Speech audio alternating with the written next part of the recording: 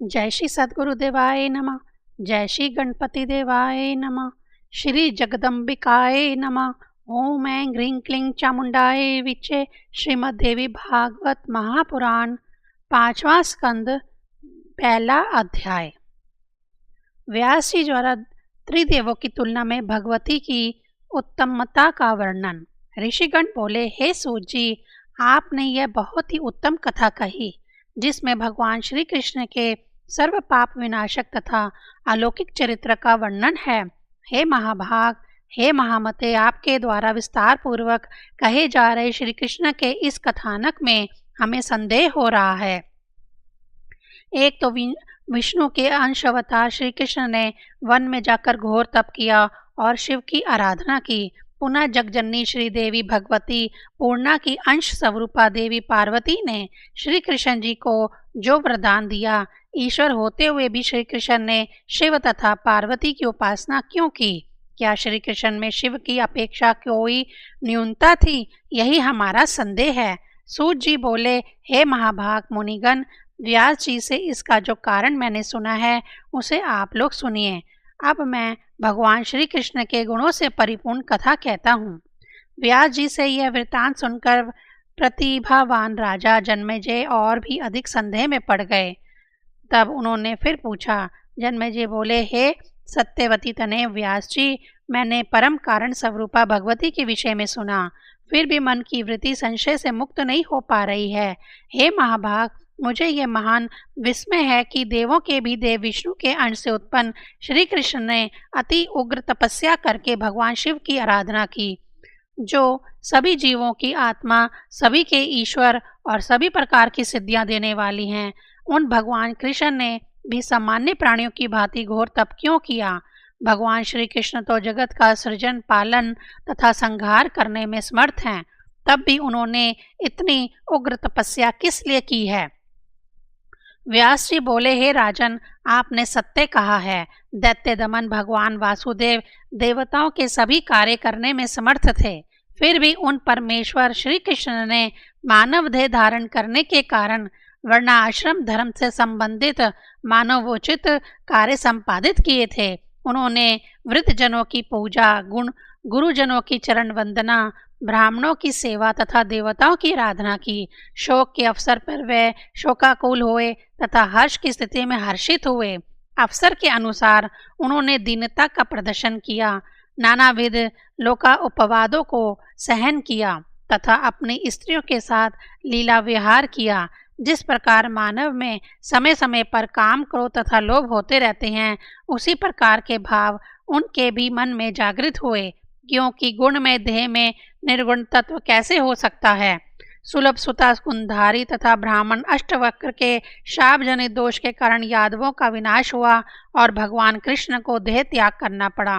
हे राजन, उसी प्रकार उनकी स्त्रियों का हरण हुआ, उनका धन लूट लिया गया तथा अर्जुन उन लुटेरों पर अपना अस्त्र चलाने में पुरुषार्थहीन हो गए। श्री कृष्ण को अपने घर से प्रद्युम्न तथा अनिरुद्ध के हरण की जानकारी नहीं हो पाई। इस प्रकार ये मानव शरीर पाकर उन्होंने साधारण प्राणी की भांति सभी मानवीय चेष्टाओं का प्रदर्शन किया। तब भगवान विष्णु के अंश अवतार तथा साक्षात नारायण के अंश से उत्पन्न इन श्री कृष्ण ने यदि शिवजी की उपासना की तो इसमें आश्चर्य क्या? वे प्रभु सबके ईश्वर हैं तथा विष्णु की भी उत्पत्ति के कारण हैं। वे सुप्त स्थान कारण देह के स्वामी हैं, इसलिए वे विष्णु के द्वारा भी पूजित हैं। कृष्ण आदि उन्हीं विष्णु के अंश से अवतीर्ण हैं, तब वे शिव की पूजा क्यों नहीं करेंगे? ओंकार का आ ब्रह्मा का रूप, उ विष्णु का रूप, माँ भगवान शिव का रूप है और अर्धमात्रा यानी चंद्र बिंदु भगवती महेश्वरी का रूप है। ये उत्तरोत्तर क्रम से एक दूसरे से उत्तम हैं, ऐसा विद्वानों ने कहा है। अतः समस्त शास्त्रों में देवी सर्वोत्तम मानी गई हैं। वे भगवती बिंदु रूप नित्या अर्धमात्रा में स्थित हैं, जो अर्धमात्रा विशेष रूप से उच्चारित नहीं की जा सकती। ब्रह्मा जी से भी बढ़कर विष्णु तथा विष्णु से बढ़कर भगवान शिव हैं। अतः श्री कृष्ण द्वारा शिव की आराधना में किसी प्रकार का संदेह नहीं करना चाहिए। सृजन कार्य के लिए जब ब्रह्मा जी ने शिव की उपासना की, तब इच्छा पूर्वक उन्हें वरदान देने के लिए शिवजी उन्हीं के मुख से प्रकट हो गए जो मूल रुद्र कहलाए। पुनः उन मूल रुद्र के अंश से द्वितीय रुद्र उत्पन्न हुए। वे रुद्र देव भी सबके पूजनीय हैं, तो फिर मूल रुद्र के विषय में कहना ही क्या। देवी तत्व के सानिध्य में रहने के कारण ही शिवजी में उत्तमता कही गई है। भगवती योग माया के ही प्रभाव से प्रत्येक युग में भगवान विष्णु के विभिन्न अवतार होते रहते हैं, इसमें संदेह नहीं करना चाहिए। अत्यंत निगूढ़ रहस्यों वाली जो भगवती अप्रत्यक्ष रूप से नेत्र की पलक झपकाने मात्र में भली भांति जगत की उत्पत्ति, पालन तथा संहार कर देती है, वे ही ब्रह्मा, विष्णु तथा शिव को अनेक विविध रूपों में अवतार ग्रहण करने में निरंतर दुखों से व्याकुल करती रहती है। इन्हीं योग माया के द्वारा श्री कृष्ण को प्रसूति गृह से निकालकर गोपराज नंद के भवन में पहुंचाकर उनकी रक्षा की गई। वे योग माया ही कंस के विनाशार्थ श्री कृष्ण को मथुरा ले गई। जरासंध से अत्यंत भयक्रांत चित्त वाले श्री कृष्ण को द्वारका बनाने की प्रेरणा भी उन्हीं भगवती ने दी। उन्हीं ने ही अपनी कला शक्ति से 16,050 रानियों तथा 8 पट रानियों की रचना करके पुनः भगवान श्री कृष्ण को उनके विलास के वशीभूत करके उन अनंत शक्ति संपन्न श्री कृष्ण को उनका वर्षवर्ती बना दिया। केवल एक ही युवती अपने लोह में सुदृढ़ पाश में पुरुष को बांध सकने में समर्थ है, तो फिर जिसकी 16,050 भारियां हो उसके विषय में क्या कहना। वे सब तो उस पुरुष की पालित तोते की भांति अपनी इच्छा के अनुरूप नियंत्रण कर सकती है। साजृत की पुत्री सत्यभामा के विषीभूत श्री कृष्ण उसके कहने पर प्रसन्नता पूर्वक इंद्र के भवन में पहुंच गए। वहां पर इंद्र के साथ युद्ध करके उन्होंने तरुराज कल्प वृक्ष छीन लिया और उससे अपनी प्रिया सत्यभामा के महल को सुशोभित किया। समस्त धार्मिक अनुष्ठानों को विधि पूर्वक करने की इच्छा वाले भगवान श्री कृष्ण ने शिशुपाल आदि वीरों को जीतकर पूर्वतः विग्धदत्ता रुक्मिणी का हरण कर लिया और अपने बल के प्रभाव से उसे अपनी धर्म पत्नी के रूप में ग्रहण किया। किसी दूसरे की भार्या हरण करने की यह कौन सी विधि निर्मित हो गई। अत्यंत दारुण अधः पतन कराने वाले मोहजाल से विमोहित तथा अहंकार के वशीभूत मनुष्य नाना विधि शुभ तथा अशुभ कार्य करता है। मूल प्राकृतिक जन्य उग्र अहंकार से ही इस स्थावर जगन्नात्मक जगत की उत्पत्ति हुई है और इसी से विष्णु, शिव आदि देवों का भी प्रादुर्भाव हुआ है। जब ब्रह्मा जी पूर्ण रूप से अहंकार से रहित होते हैं तब वह सृष्टि के निर्माण कार्य में मुक्त हो जाते हैं, अन्यथा अहंकार के वशवर्ती होकर वे सृष्टि रचना में प्रवृत्त रहते हैं। उस अहंकार से मुक्त प्राणी संसारिक बंधन से छूट जाता है और उसके वशीभूत हुआ प्राणी सांसारिक बंधन में पड़ जाता है। हे राजन, स्त्री, धन, घर, पुत्र तथा सहोदर भाई ये सब बंधन के मूल कारण नहीं हैं, अपितु अहंकार के ही प्राणियों के लिए बंधनकारी वस्तु हैं। मैं ही करता हूँ, यह कार्य मैंने अपने ही सामर्थ्य से पूरा किया है, यह कार्य पूरा कर लूँगा, यह कार्य अभी कर लेता हूँ। इन भावनाओं के कारण प्राणी स्वयं बंधता चला जाता है। कोई भी कार्य बिना कारण के कदापि नहीं हो सकता। जैसे मिट्टी के पिंड के बिना घड़ा ना तो बन सकता है, ना दिखाई पड़ सकता है। जब भगवान विष्णु अहंकार के वशवर्ती होते हैं तभी वे विश्व का पालन करने में समर्थ होते हैं, नहीं तो वे सदा सृष्टि पालन के चिंता रूपी समुद्र में डूबे क्यों रहते। अहंकार मुक्त होकर यदि वे मनुष्य रूप ग्रहण करें तो निर्मल चित्त हुए वे अहंकार प्रवाह में होने वाले सुख दुख आदि को कैसे डुबाएं उतारें। अहंकार ही अज्ञान का मूल कारण है तथा उसी से इस जगत की उत्पत्ति हुई है। अहंकार से विहीन प्राणी को अज्ञानता तथा संसारिक बंधन दोनों ही नहीं होते। हे महाराज, इस जगत में सत्वगुणी, रजोगुणी तथा तमोगुणी ये 3 प्रकार के पुरुष कहे गए हैं। हे राजेंद्र, सृष्टि, पालन तथा संहार कार्य संपन्न करने वाले ब्रह्मा, विष्णु, महेश आदि तीनों देवताओं में भी ये तीनों गुण सदा विद्यमान रहते हैं। तत्वदर्शी मुनियों ने अहंकार को ही जगत की उत्पत्ति का परम कारण बतलाया है। अतएव इसमें संदेह नहीं है कि ये ब्रह्मा, विष्णु तथा महेश भी उसी अहंकार से अवरुद्ध हैं। माया से विमोहित मंद बुद्धि वाले कुछ मनीषी कहते हैं कि भगवान विष्णु अपनी इच्छा से नानाविध अवतार ग्रहण करते हैं, किंतु जब कोई मनमती पुरुष प्राणी भी अतिशय दुखप्रद गर्भ में निवास करना पसंद नहीं करता, तो फिर सर्व विद्या संपन्न व चक्रधारी भगवान विष्णु अवतार ग्रहण करना क्यों चाहेंगे। कुछ लोग कहते हैं कि भगवान विष्णु अपनी इच्छा से कौशल्या तथा देवकी के मलमूत्र से परिपूर्ण गर्भ में आए थे, किंतु वैकुंठ भवन छोड़कर करोड़ों चिंताओं के आगार विश्वतुल्य दुखदायक गर्भावास में आने से उन्हें कौन सा सुख प्राप्त हुआ होगा। जब साधारण प्राणी भी तपस्या करके, विविध प्रकार के यज्ञ संपन्न करके तथा नाना प्रकार के दान देकर अत्यंत दुखद गर्भवास नहीं चाहते, तब यदि भगवान विष्णु स्वतंत्र होते तो उस गर्भवास को क्यों चाहते। यदि वे अपने वश में होते तो गर्भवास के प्रति उनकी रुचि क्यों होती। अतः हे महाराज, आप ये जान लीजिए कि ब्रह्मा से लेकर तृण पर्यंत संपूर्ण जगत, सभी देव, मानव तथा पशु पक्षी योग माया आदि शक्ति भगवती के वश में हैं। मकड़ी के तंतु जाल में फंसे कीट की भांति ब्रह्मा, विष्णु तथा महेश आदि ये सभी देव उन भगवती की लीला से माया रूपी बंधन में पड़ जाते हैं और आवागमन के चक्र में भ्रमण करते रहते हैं। पहला अध्याय समाप्त। दूसरा अध्याय महिषासुर के जन्म, तप और वरदान प्राप्ति की कथा। राजन बोले, हे स्वामिन, आपने भगवती योगेश्वर का यह प्रभाव विस्तार पूर्वक कहा। अब आप उन महामाया का चरित्र कहिए, उसे सुनने की मेरी बड़ी उत्सुकता है। जो मनुष्य इस बात को भली भांति जानता है कि ये स्थावर जगन्नात्मक संसार उन्हीं से उत्पन्न हुआ है, वह उन महादेवी के प्रभाव को क्यों नहीं सुनना चाहेगा। व्यास जी बोले, हे राजन, सुनिए, मैं विस्तार के साथ वर्णन करूंगा।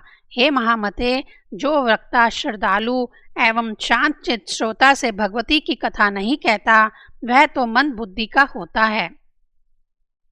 हे राजन, प्राचीन काल की बात है, जिस समय भूतल पर महिषासुर नामक राजा राज्य करता था, उस समय देवताओं और दैत्यों की सेनाओं में भीषण युद्ध छिड़ गया। हे राजेंद्र, उन्हीं दिनों सुमेरु पर्वत पर जाकर उस महिष नामक दानव ने हृदय में अपने इष्ट देवता का ध्यान करते हुए पूरे 10,000 वर्षों तक देवताओं को चकित कर देने वाला उत्तम तथा कठोर तप किया। हे महाराज, उनकी तपस्या से लोक पितामह ब्रह्मा जी प्रसन्न हो गए। अतः हंस पर सवार होकर वे चतुर्भुज ब्रह्मा वहां प्रकट होकर उससे बोले, हे धर्मात्मन, वर मांगो, मैं तुम्हारी अभिलाषा पूर्ण करूंगा। महिष बोला, हे देवदेव, हे ब्रह्मन, हे प्रभु, मैं अमर तत्व चाहता हूँ। हे पितामह, आप ऐसा वर दीजिए जिससे मुझे मृत्यु का भय ना रहे। ब्रह्मा जी बोले, इस जगत में उत्पन्न हुए का मरना और मरे हुए का जन्म लेना निश्चित है। समस्त जीवों का जन्म और मरण अनिवार्य रूप से होता रहता है। हे दैत्य प्रवर, समय अनुसार संपूर्ण प्राणियों का नाश हो जाता है, यहाँ तक कि बड़े बड़े पर्वतों एवं समुद्रों का भी नाश हो जाता है। अतः हे राजन, मृत्यु संबंधी अपनी यह धारणा छोड़कर हे साधु, दूसरा जो भी वर तुम्हारे मन में हो वह मांग लो। महिष बोला, हे पितामह, देव, दानव और मानव, इनमें किसी भी पुरुष से मेरी मृत्यु ना हो। इस प्रकार जब पुरुष से मेरी मृत्यु नहीं होगी, तब भला कौन सी स्त्री मुझे मार सकेगी। अतः हे कमल नयने, मेरी मृत्यु किसी स्त्री के हाथ होने का वरदान दीजिए, क्योंकि कोई अबला भला मुझे मारने में कैसे समर्थ हो सकेगी। ब्रह्मा ने कहा, हे दानवेंद्र, जब भी तुम्हारी मृत्यु होगी किसी स्त्री से ही होगी। हे महाभाग महिषासुर, पुरुष से तुम्हारी मृत्यु नहीं होगी। व्यास जी बोले, हे राजन, इस प्रकार उसे वरदान देकर ब्रह्मा जी अपने लोक को चले गए और वह दैत्य श्रेष्ठ महिषासुर भी प्रसन्न होकर अपने घर लौट गया। राजा बोले, वह महिषासुर किसका पुत्र था? वह महान बलशाली कैसे हो गया था और उस महान दैत्य को महिष का रूप कैसे मिला था? व्यास जी बोले, हे महाराज, धनुके रंभ और करंभ नामक 2 पुत्र थे। वे दोनों दानव श्रेष्ठ भूमंडल पर बहुत प्रसिद्ध थे। हे महाराज, वे दोनों संतानहीन थे, अतः वे पुत्र प्राप्ति के लिए तपस्या करने लगे। उनमें करंभ ने पवित्र पंचनंद के जल में डूबकर अनेक वर्षों तक कठोर तप किया। और रंभ दूध वाले वट वृक्ष के नीचे जाकर पंचअग्नि का सेवन करने लगा। बहुत काल तक जब रंभ पंचअग्नि साधना करता हो रह गया, तब यह जानकर इंद्र बहुत चिंतित हुए और वे उन दोनों दानवों के पास पहुंच गए। पंचनंद के जल में प्रविष्ट होकर इंद्र ने ग्रहा का रूप धारण कर लिया और उस करम्भ को दोनों पैरों से पकड़ लिया। इस प्रकार वक्रासुर का वध करने वाले इंद्र ने उस करम्भ को मार डाला। तब अपने भाई का वध सुनकर रंभ अत्यधिक कुपित हुआ। उसने अपने हाथ से अपना सिर काटकर उसे अग्नि में होम कर देने की इच्छा की। तदुपरांत वह तत्काल अत्यंत क्रोध के साथ बाएं हाथ से अपने केश पाश पकड़कर दाहिने हाथ में तीक्ष्ण तलवार लेकर जैसे ही अपना सिर काटने को उद्यत हुआ, तभी अग्निदेव प्रकट होकर उसे समझाने लगे। अग्निदेव जी उससे बोले, हे दैत्य, तुम अपना ही सिर काटना चाहते हो? तुम तो बड़े मूर्ख हो। आत्महत्या अत्यंत ही दुस्सहाय कर्म है। इसे करने के लिए तुम कैसे तैयार हो गए? तुम्हारा कल्याण हो। तुम्हारे मन में जो हो वह वरदान मांग लो। मरो मत। मरने से तुम्हारा कौन सा कार्य हो जाएगा? व्यास जी बोले, अग्निदेव का यह सुंदर वचन सुनकर रंभ ने अपना केश पात छोड़कर कहा, हे देवेश, यदि आप मुझ पर प्रसन्न हैं तो मुझे यही वांछित वरदान दीजिए कि मुझे तीनों लोकों पर विजय प्राप्त करने वाला तथा शत्रु सेना का विनाश करने वाला पुत्र प्राप्त हो। वह देवता, दानव तथा मनुष्य इन सभी से सर्वदा अजय हो। वह महाप्रक्रमी, अपने इच्छानुसार कोई भी रूप धारण करने में समर्थ तथा सभी लोगों के लिए वंदनीय हो। अग्निदेव ने उससे कहा कि जैसी तुम्हारी अभिलाषा है वैसा ही होगा। हे महाभाग, तुम्हें वैसा ही पुत्र प्राप्त होगा, किंतु अब तुम मरने का विचार छोड़ दो। हे महाभाग, हे रंभ, जिस भी स्त्री के प्रति तुम्हारे मन में आसक्ति भाव आ जाएगा, उसी से तुम्हें वह महाबलशाली पुत्र उत्पन्न होगा। व्यास जी बोले, हे राजन, अग्निदेव ने उससे ऐसा कहा। तब उनका मनमोहक वचन सुनकर दानव श्रेष्ठ रंभ अग्नि को प्रणाम करके वहां से चला गया और एक ऐसे स्थान पर जा पहुंचा जो रमणीक, समृद्धियों से संपन्न तथा यक्षों से घिरा हुआ था। वहां एक रूपवती तथा मदमत महिषी को देखकर वह दानव श्रेष्ठ किसी अन्य स्त्री को छोड़कर उसी पर आसक्त हो गया। वह महिषी भी उसे प्रसन्नता पूर्वक चाहती हुई तत्काल उसके साथ रमण के लिए तैयार हो गई। होनहार से प्रेरित होकर रंभ ने उसके साथ समागमन किया और उसके वीर्य से वह महिषी गर्भवती हो गई। तत्पश्चात उसे अपने साथ लेकर रंभ ने मनोहर पाताल लोक में प्रवेश किया और वहां पर महिषों से अपने मनोग अनुकूल उस प्रतिमा की रक्षा करता हुआ वह सुखपूर्वक रहने लगा। किसी दिन एक दूसरे महिष ने कामासक्त होकर उस महिषी को दौड़ा लिया। यह देखकर दानव रंभ स्वयं वहां आकर उसे मारने के लिए दौड़ा और उसके पास पहुंचकर अपनी रक्षा के लिए रंभ ने उस महिष पर कठोर प्रहार किया। तब उस काम आतुर महिष ने भी अपनी सींगों से रंभ पर शीघ्रता से प्रहार करना आरंभ कर दिया।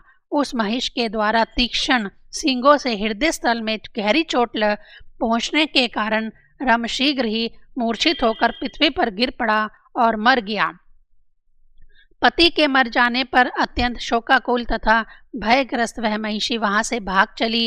वेग पूर्वक भागती हुई वह एक वट वृक्ष के नीचे पहुंचकर वहां रहने वाले यक्षों की शरण में जा पहुंची। वह कामार्थ और बल तथा वीर्य से मंद उन्मत्त कामासक्त महिष भी उसकी कामना करता हुआ उसके पीछे पीछे गया। यक्षों ने उस महिष से पीड़ित तथा भयभीत होकर रोती हुई इस महिषी को देख लिया और महिष को दौड़ता हुआ देखकर उस महिषी की रक्षा के लिए वे यक्ष वहां आ गए। उस समय महिष के साथ यक्षों का विकराल युद्ध होने लगा और अंत में बाण से आहत होकर वह महिष शीघ्र ही भूमि पर गिर पड़ा। तदंतर उन यक्षों ने परम प्रिय मृत रंभ को लाकर उसकी देह शुद्धि के लिए उसे चिता पर रख दिया।